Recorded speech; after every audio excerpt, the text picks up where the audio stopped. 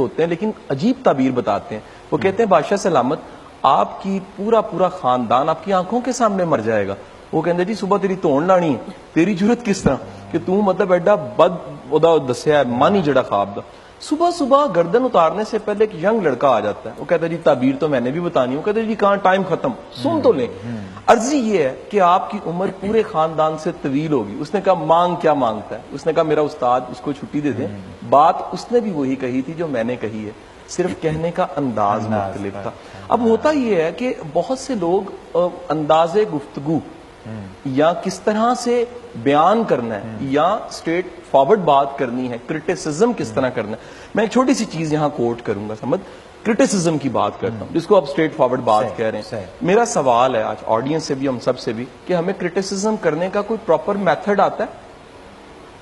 ہم نے تو نہیں سیکھا ہوا.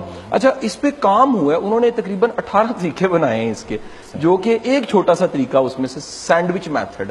وہ کہتے ہیں جس طرح ایک سینڈوچ ہوتا ہے, بریڈ ہوتی ہے اور درمیان میں اصل ٹکی ہوتی ہے یا وہ پیسٹنگ ہوئی ہوتی ہے. آپ کبھی بھی کرٹیسائز کرنے لگے ہیں تو اس کا سیاق و سباق بنائیں, کہیں تمہید سے شروع کریں اور وہ تعریفی تمہید ہو, درمیان میں کہیں کڑوی بات کہہ دیجئے اور اس کے بعد کلوزنگ بھی پازیٹیو بات سے کر دیجئے تاکہ بات بھی چلی جائے لیکن اس کا کوئی منفی اثر نہ ہو. انہوں نے ٹیکنیک بنا لی.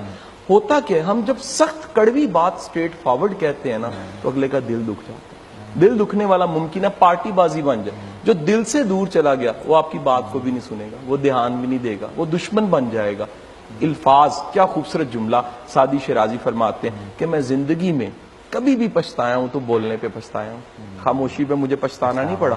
یعنی بولنا ایک ایسا کام ہے کہ آپ کو یہ بھی دیکھنا ہے کب کیا بولنا ہے, کس طرح بولنا ہے, کس سے کیا بولنا ہے. بلکہ میں اکثر کہتا ہوں کہ بہت سے دنیا میں ایسے سوال بھی ہیں, ہم تو میڈیا کے لوگ تو ویسے معافی کے ساتھ کہوں گا ہمیں جواب سارے دینے پڑتے ہیں. دنیا کے بڑے سوال ایسے جس میں خاموشی اختیار کرنی چاہیے, مسکرانا چاہیے کہ مجھے نہیں پتا. قاسم صاحب ایک سوال, اینڈ دین میں بھی سوال آسان ہو لیکن جواب مشکل ہو, اور مشکل شاید نہ بھی ہو تو لوگوں کے لیے سمجھنا اور اس پہ عمل کرنا مشکل ہوگا. یہ جو برداشت لانا ہے وہ کتنا ضروری ہوتا ہے اچھے اخلاق کے لیے؟ جب آپ اچھے اخلاق کی بات کرتے ہیں, جب تک برداشت نہیں ہوگا, برداشت کا مادہ پیدا نہیں ہوگا, تو تب تک اچھا اخلاق کیا ہو سکتا ہے؟ سندس بغیر برداشت کے اچھا اخلاق کسٹمر کیئر یا کوئی سروس تو ہو سکتی ہے, اخلاق نہیں ہو سکتا. اخلاق جو انسا نا وہ علامت ہے کہ آپ نے برداشت کیا. اخلاق علامت ہے کہ آپ کو کسی کی نالائکی کا پتہ ہے, اس کی بدگمانی کا پتہ ہے, اور پھر بھی آپ پیار کر رہے ہیں اس سے. آپ کو پتہ ہے کہ یہ دھوکہ دے گا, آپ کو پتہ ہے کہ اس کی چالاکی ہے, آپ کو پتہ ہے اس کی اپروچ نیگیٹو ہے, اس کے باوجود اگر آپ اعلیٰ ظرفی کا مظاہرہ کرتے ہیں تو آپ اخلاق والے ہیں. یہ کوئی کمال. دیکھیں ہمارا دین جو ہمیں سکھاتا ہے نا, ایک پنجابی میں نا جو اخانے ہیں سرمت, بڑی مزیدار اخانے بنی, وزڈم فل اخانے جو ان سی بنی, ایک بڑی کہاوتیں بنی ہوئی ہیں. ایک بڑی شاندار اخان بنی, جندہ منہ انجدی چانڈ. اچھا اس کا مطلب یہ ہوتا ہے کہ جیسا کسی کا رویہ تھا ویسا ہی رویہ میں نے دکھا دیا. میرا دین مجھے سکھاتا ہے کہ بڑیا کوڑا پھینکتی ہے, میرا رسول معاف کرتا ہے, یعنی اس کے لیے معافی ہے جو.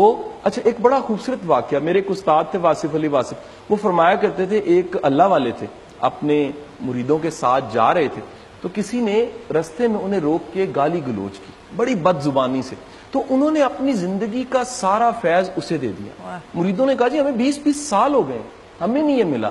تو وہ فرمانے لگے جو کچھ اس کے پاس تھا اس نے مجھے دے دیا, تو لازم تھا جو میرے پاس ہے میں اسے دے دوں. یعنی کہ کانٹوں کے بدلے میں پھول دینے کا نام ہے اخلاق.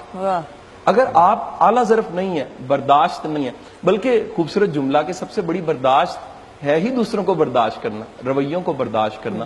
ایک جملے کے ساتھ میں اپنے اس سوال کا اختتام کروں گا کہ آج ڈھونڈا گیا کہ سب سے زیادہ ڈیمیج دنیا میں کون سا اسلحہ ہے, دنیا میں کون سا بارود ہے, دنیا میں کون سا ویپن ہے جو اڑا کے رکھ دیتا ہے. تو انہیں پتہ لگا زبان دنیا کا وہ ویپن ہے جو اڑا کے رکھ دیتی ہے. کہتے ہیں الفاظ کے دانت نہیں ہوتے لیکن کاٹتے ہیں. غصہ آتا ہے, انسان غلطیاں کرتا ہے, جذبات پہ نہیں کبھی کبھار قابو ہوتا, آ جاتا ہے اگلے شخص کے اوپر غصہ. کوئی غصہ کنٹرول کرنے کا, اپنے اخلاق کو صحیح رکھنے کا, بیلنس رکھنے کا کوئی کوئک فارمولا ہو؟ لمبا سانس لے لیں, کوئی ٹھنڈا پانی پی لیں, کوئی الٹی گنتی گن لیں, میں چاہوں گی ضرور بتائیں. مزے کی بات ہے جو تمام تھوڑا بہت لٹریچر پڑھا چیزیں میں نے دیکھی, ایک بڑا معروف جملہ بولا جاتا ہے کہ انسان کا بچہ 4 سے 6 سال کی عمر میں بولنا سیکھ جاتا ہے، لیکن 25 30 50 اور بسا اوقات 70 سال کی ایج پہ بھی یہ نہیں سیکھ پاتا کب کیا بولنا ہے، یعنی بولنا بھی آپ کو وقت کے ساتھ آتا ہے۔ اب جہاں تک رہ گیا کہ آپ نے بولنا ہے، کب کیا بولنا ہے، برداشت کے ساتھ، تحمل کے ساتھ بولنا ہے، ٹھیک بولنا ہے، میسج کمیونیکیٹ کرنا ہے۔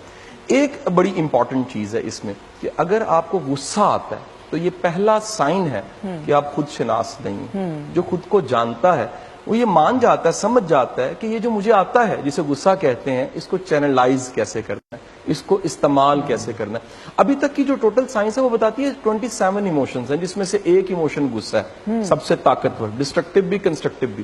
17 موڈز ہیں جی، دن کے 17 موڈز چاہتے نہ چاہتے ہم پہ طاری ہوتے ہیں۔ ہماری پہلی جنگ دنیا کے ساتھ ہوتی نہیں ہے، ہماری تو جنگ ان 27 ایموشنز اور 17 موڈز کے ساتھ ہوتی ہے۔ جو خود کو فتح کرتا ہے، اپنے غصے کو فتح کرتا ہے، وہی دنیا کو فتح کرتا ہے۔ واہ واہ واہ